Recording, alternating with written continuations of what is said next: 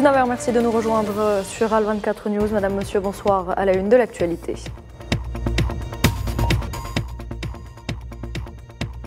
Ahmed Attaf reçoit un appel téléphonique de son homologue danois, Lars Løkke Rasmussen. Le chef de la diplomatie danoise exprime ses regrets et excuses pour la vague criminelle d'autodafé du Coran devant les ambassades de pays musulmans, y compris l'ambassade d'Algérie à Copenhague.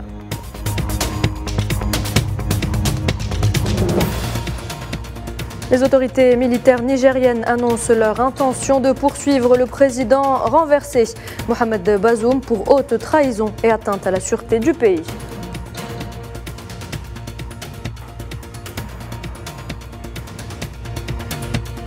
La bande de Raza sous blocus, privée d'électricité alors qu'une forte canicule touche la région. Les hôpitaux de la région appellent à l'aide.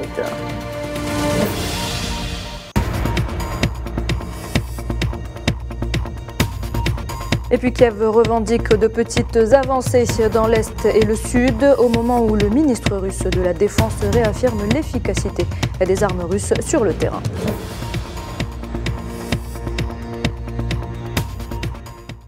Bienvenue à toutes et à tous si vous nous rejoignez. Tout d'abord, cet appel téléphonique reçu aujourd'hui par le chef de la diplomatie algérienne, Ahmed Attaf, de la part de son homologue danois, Lars Løkke Rasmussen, qui lui a exprimé ses regrets et excuses pour la vague criminelle d'autodafé du Coran devant les ambassades de pays musulmans, y compris l'ambassade d'Algérie à Copenhague. Il a d'ailleurs informé Ahmed Attaf que le gouvernement danois finalise aujourd'hui le texte de loi devant mettre fin à ces pratiques inqualifiables, ajoutant que le Parlement sera saisi de ce projet de loi dès la reprise de sa session dans 4 semaines. Ahmed Attaf et son homologue se sont par ailleurs entretenus sur la préparation de la 20e session de la conférence ministérielle des pays africains et pays nordiques devant se tenir à Alger du 16 au 18 octobre sous le thème « Renforcement du dialogue sur la base des valeurs communes ». L'actualité au Niger, marquée par cette annonce faite par les autorités militaires concernant leur intention de poursuivre le président renversé, Mohamed Bazoum, pour haute trahison et atteinte à la sûreté du pays. Le Conseil national pour la sauvegarde de la patrie a affirmé détenir des preuves et appuyer ses accusations sur des échanges de Mohamed Bazoum avec des nationaux, des chefs d'États étrangers et des responsables d'organisations internationales. En tout état de cause, le gouvernement nigérien a réuni à ce jour les éléments nécessaires de preuve pour poursuivre devant les instances nationales et internationales compétentes le président déchu et ses complices locaux et étrangers pour haute trahison et atteinte à la sûreté intérieure et extérieure du Niger suite à ces échanges avec les nationaux, des chefs d'État étrangers et des responsables d'organisations internationales. Et cette intention de poursuivre en justice le président Bazoum est une nouvelle forme de provocation, déclare la CEDEAO cet après-midi. Les Nations Unies, par la voix de leur porte-parole Stéphane Dujarric, déclarent par ailleurs que le projet du CNSP d'inculper Mohamed Bazoum est très inquiétant. C'est évidemment une déclaration très inquiétante. Nous restons extrêmement préoccupés par la situation, la santé et la sécurité du président et de sa famille. Et encore, nous demandons sa libération immédiate et inconditionnelle et sa réintégration à la tête de l'État, bien sûr. Il est très important que l'ONU, l'organisation régionale, les organisations sous-régionales présentent un front uni qui, nous l'espérons, permettra de renverser la situation. Which we would hope will move to the reversal of the situation. Les autorités militaires du Niger ont par ailleurs dénoncé les sanctions de la CEDEAO, les qualifiant d'illégales, inhumaines et humiliantes. Les autorités nigériennes de transition regrettent cette attitude d'une certaine communauté internationale qui consiste à manifester sa solidarité vis-à-vis de quelques politiciens du régime dessus et en même temps manquer d'empathie envers les populations nigériennes durement éprouvées par les sanctions illégales, inhumaines et humiliantes de la CEDEAO, qui vont jusqu'à priver le pays des produits pharmaceutiques, des denrées alimentaires de première nécessité et de fournitures en courant électrique. Le Niger est en mesure de surmonter les sanctions imposées à la suite donc du coup d'État, même si elles représentent un défi injuste. C'est ce qu'a assuré le Premier ministre nommé par les militaires Ali Mahaman Lamine Zein dans une interview ce lundi à un média allemand. Pourquoi il faut être inquiet? La vie de l'être humain, elle est faite de défis et nous pensons que même si c'est un défi qui est injuste, qui nous a été imposé, nous devrions être à mesure de nous mettre ensemble pour le relever. Et nous allons le relever, Inch'Allah. Il n'y a aucune crainte de ce point de vue. Le peuple nigérien est déterminé. Et je pense que sous la houlette du chef de l'État et de toute l'équipe autour de lui, avec le soutien de toute notre opération, de toute notre population, mais surtout avec l'aide de Dieu, ça ira, Inch'Allah. Et toujours à propos de la situation au Niger, le Conseil national de la sauvegarde de la patrie se dit ouvert au dialogue et annonce ne pas refuser ce dialogue tant que le Niger n'est pas agressé. Avant même que cette délégation ne vienne, le chef de l'État a clairement dit qu'il n'a jamais été fermé. Quel intérêt il a à se fermer vis-à-vis de toute initiative qui va dans le sens de servir ces populations? C'est parce qu'on nous a imposé ce défi qu'il a dit qu'il faudrait évidemment que nous nous asseyions. Et cette délégation qui est venue, vous avez bien vu, ce sont les plus grands oulémas du Nigeria et même du continent, nous reconfortent. Ça nous reconforte parce qu'ils sont le porte-voix d'un compartiment de la société nigériane. Au-delà de ça, vous avez même les parlementaires nigériens qui se sont réunis et qui ont clairement dit leur désapprobation sur toute idée. Et le Conseil de paix et de sécurité de l'Union africaine a annoncé tenir une réunion ce lundi pour discuter justement de l'évolution de la situation au Niger et des efforts pour y remédier. Une réunion à l'issue de laquelle aucun accord n'a été trouvé.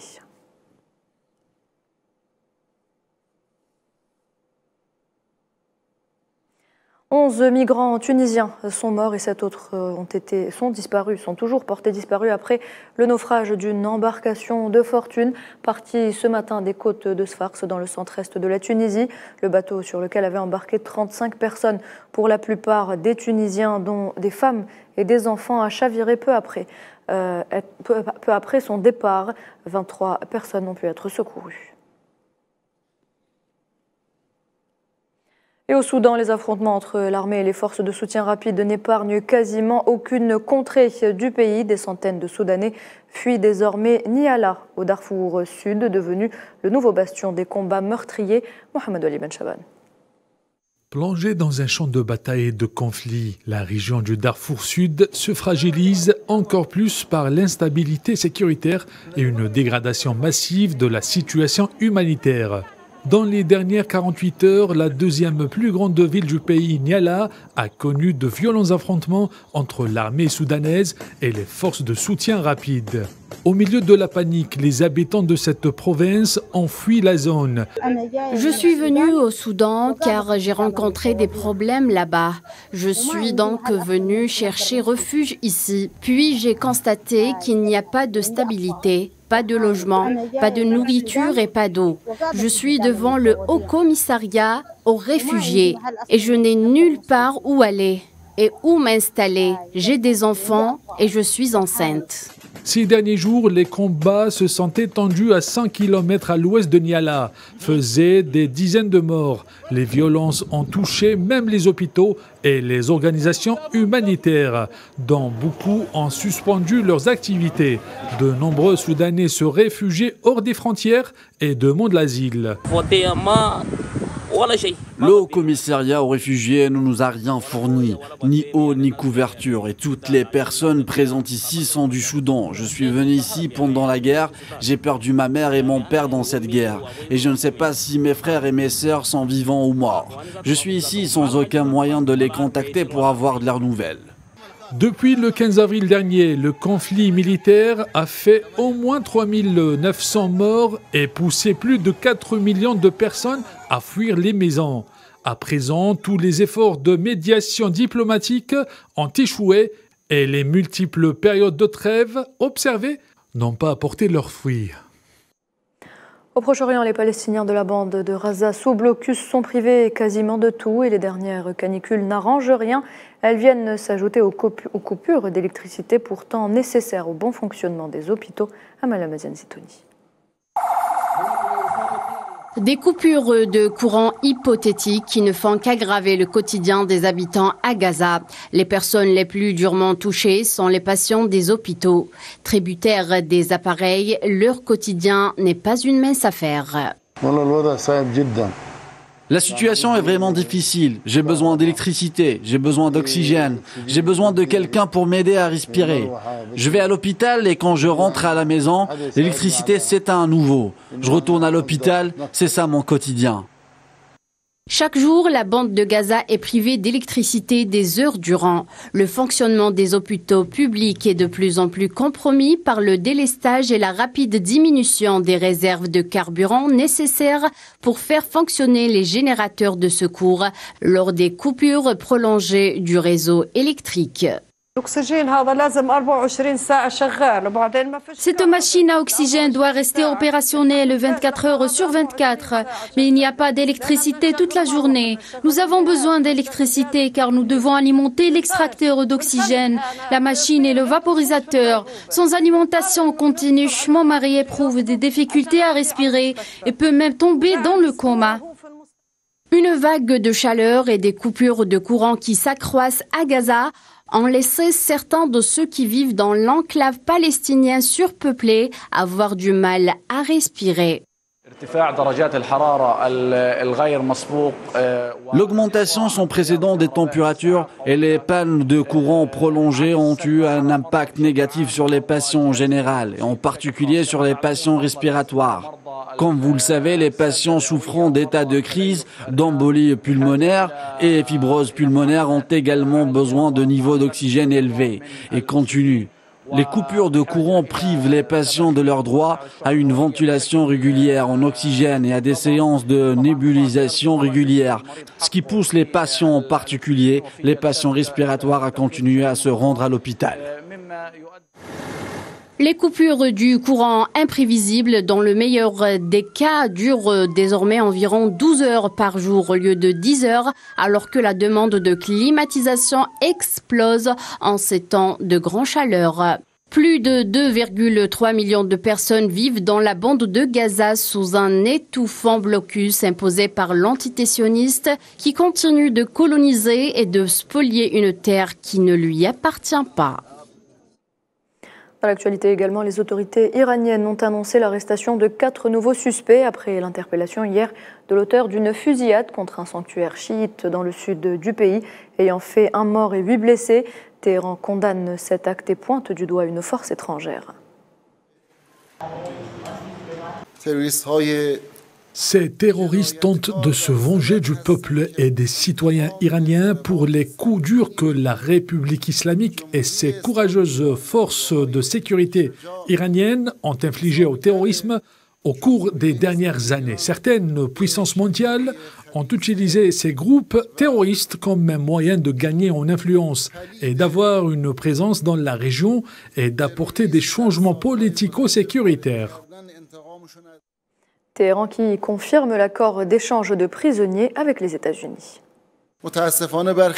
L'essentiel pour le gouvernement iranien et pour la diplomatie était d'obtenir les garanties nécessaires pour atteindre ces 2 objectifs, dégeler les fonds iraniens en Corée du Sud et libérer les prisonniers iraniens en Amérique.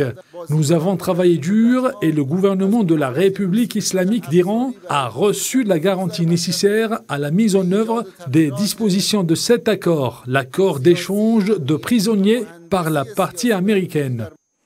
Conflit russo-ukrainien, l'Ukraine revendique quelques gains dans l'Est et le Sud du pays, de petites avancées dans le cadre de son éreintante contre-offensive lancée il y a 2 mois pour libérer ces territoires occupés par la Russie. Dans l'Est, la bataille pour Bakhmout continue de faire rage et ce, depuis 1 an.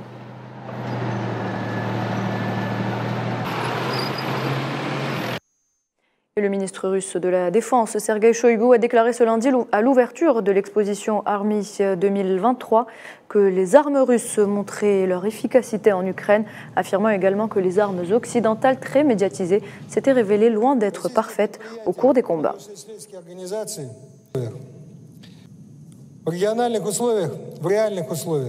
Dans des scénarios réels, nos armes font preuve de fiabilité et d'efficacité. Dans le même temps, les armes occidentales très médiatisées se sont révélées loin d'être parfaites. L'industrie russe de la fabrication d'armes s'est non seulement rapidement adaptée au travail sous la pression féroce des sanctions, mais a également augmenté son pouvoir plusieurs fois dans certaines zones. Et pour un partenariat, une coopération militaro-technologique, la Russie se dit ouverte, selon le président Vladimir Poutine. La Russie est ouverte à l'approfondissement des partenariats technologiques égaux et de la coopération militaro-technologique avec d'autres pays, avec tous ceux qui défendent leurs propres intérêts nationaux, le mode de développement indépendant, et ceux qui pensent qu'il est particulièrement important de construire un système de sécurité égal qui défend chaque pays.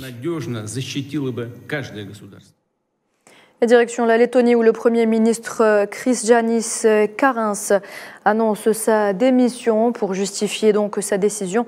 Le responsable politique a invoqué un manque de dynamique et la nécessité d'une nouvelle coalition gouvernementale. Premier ministre de la Lettonie depuis 2019, Kariņš a récemment tenté d'élargir la coalition en invitant les progressistes partis de gauche social-démocrate à rejoindre le gouvernement, mais il a dû faire face à de vives critiques au sein du bloc au pouvoir.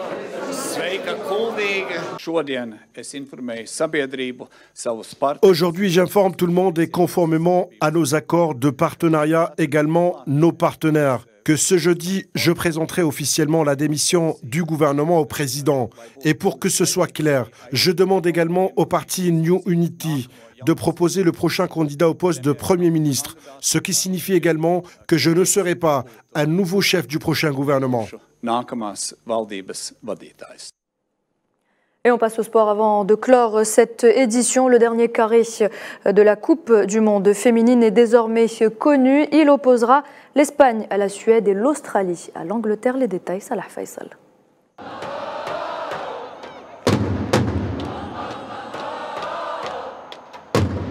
Une expérience fantastique, la Coupe du monde féminine 2023 co-organisée par l'Australie et la Nouvelle-Zélande. Des moments forts, plein d'émotions et des surprises pour une Coupe du monde à 32 équipes pour la première fois dans l'histoire de compétition.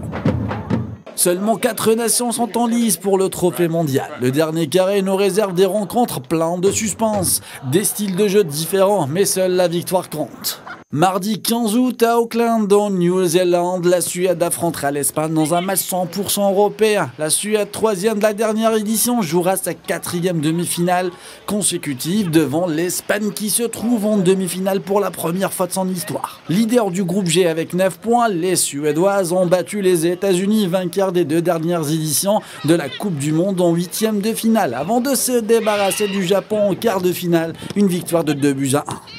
Je pense que tout le monde dans cette salle connaît leur façon de jouer. Elles ont un excellent jeu de passe. Si elles n'ont pas le ballon, elles veulent le récupérer rapidement. Donc, beaucoup de joueuses talentueuses qui peuvent faire la différence.